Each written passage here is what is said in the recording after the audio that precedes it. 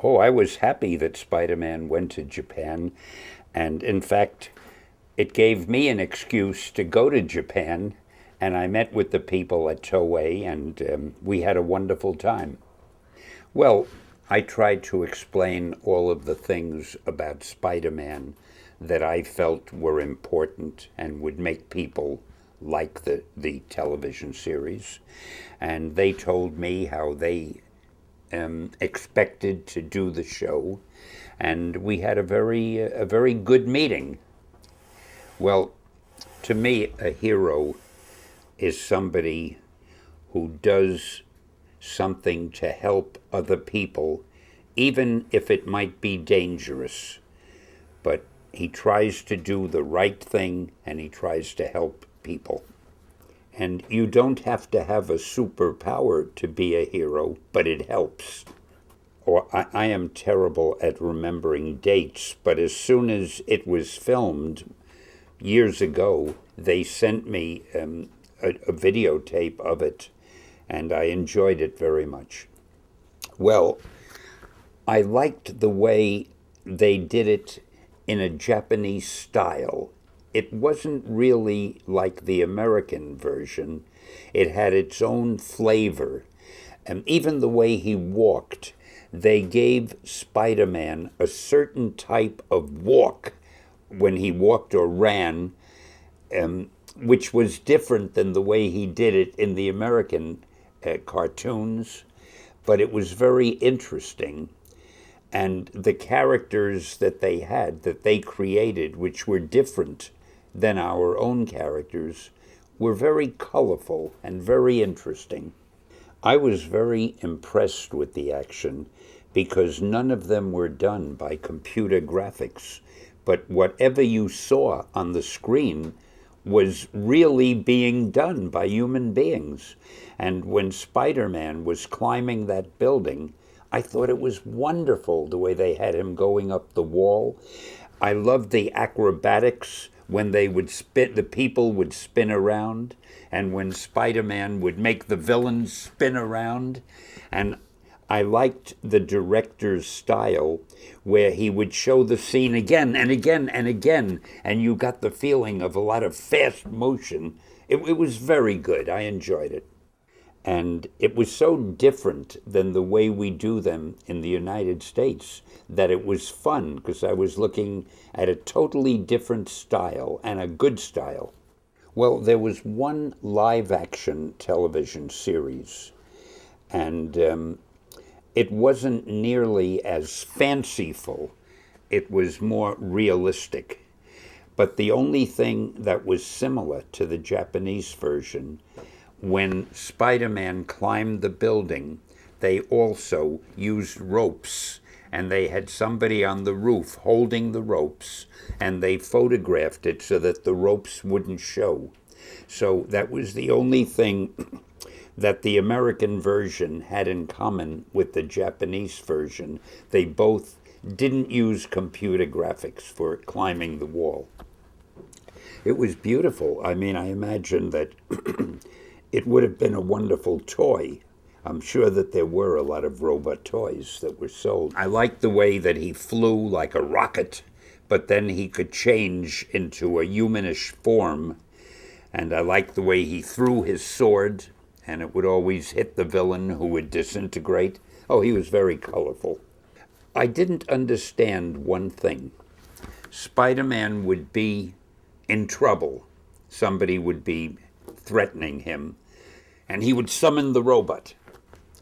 And then you would see the robot flying and something that looked like a little rocket ship going into the robot. And then you would see Spider-Man inside the robot. But I never understood what that rocket ship was that went inside the robot. I never understood where it came from. That's the Spider-Man's car named GP7. So he calls the car with his bracelet, and then the car comes. Oh, that was the car that went in? Flying. It happened so fast, I didn't recognize the car. Oh, now I understand. Thank you for explaining it. And the Spider-Man is in it. I see. Oh, So- that's great. That's great. So he lands on the plane, which transforms to the robot. Right, I understand. I watched the first one, I watched the last one, and I watched one or two in between.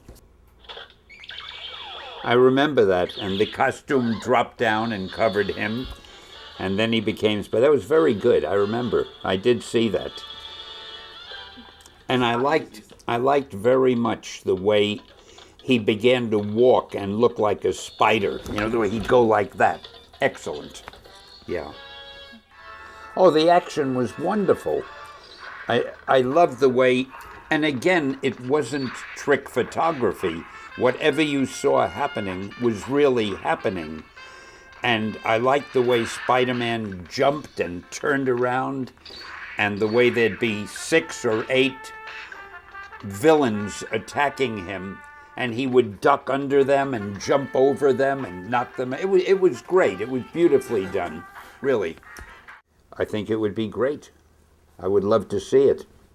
In fact, when I was over there, I don't remember, there was a man named Mr. Watanabe, who at that time was one of the heads of Toei.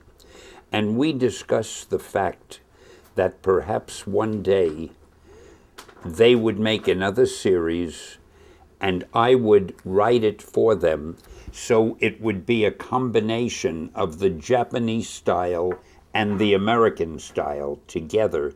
I guess we both got busy because we never did it, but we had that idea many years ago.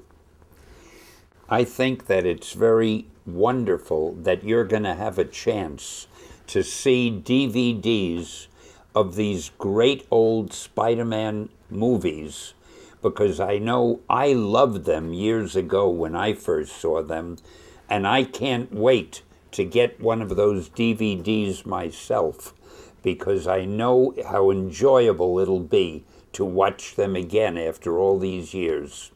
And I just looked at a few of them recently, and they hold up.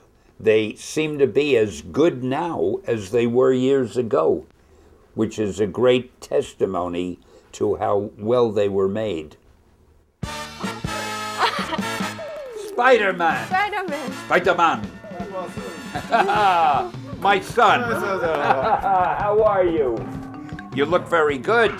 That's a great costume. Japanese Spider-Man. Wow, it's great. Look at that. Now, you ought to go like that, too. Oh, that's great. Now, wait. Here we go.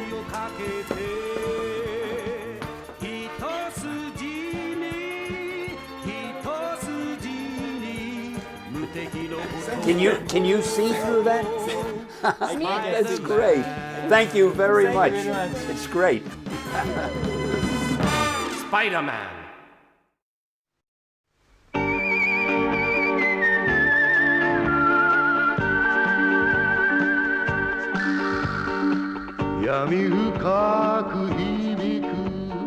Did you notice we have a Spider-Man figure in my... Oh, where is it? Oh, there it is. There it is. He brought it in.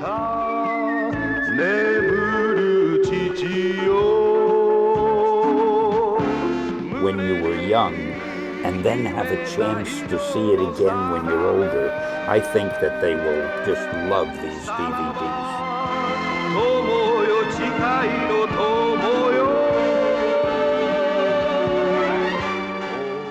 Okay, great. That looks wonderful. That's terrific. Go out and scare everybody.